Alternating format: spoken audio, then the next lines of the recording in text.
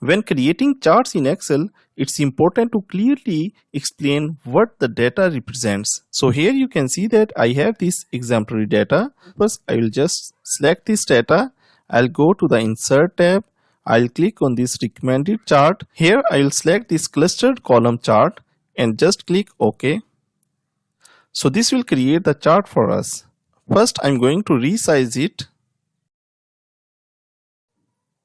Now if I want to add the axis title, I need to go to this plus icon right next to my chart that is used to add chart elements.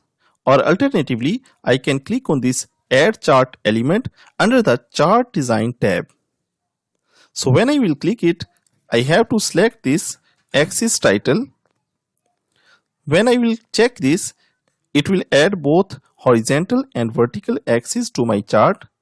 To edit them, I will click and then I will delete the text that is already present, and here I will write the custom text that I want to insert into my chart. So because this is the sales amount, so I will write sales amount. Next I will click on this x-axis title. I will double click it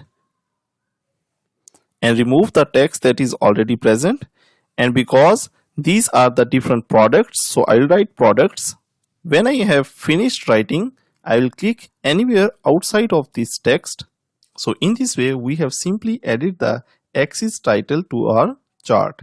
If we want to modify them, I can just click to select them, and then I'll go to the Home tab, and here in the Home tab, I can select any font type.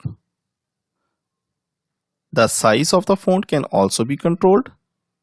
Similarly, I can change the color of the font or anything as per my need. Now you know how to make your Excel chart clearer and more professional. If this video helped you, like the video and subscribe to Know How for more practical Excel tutorials. Thanks for watching.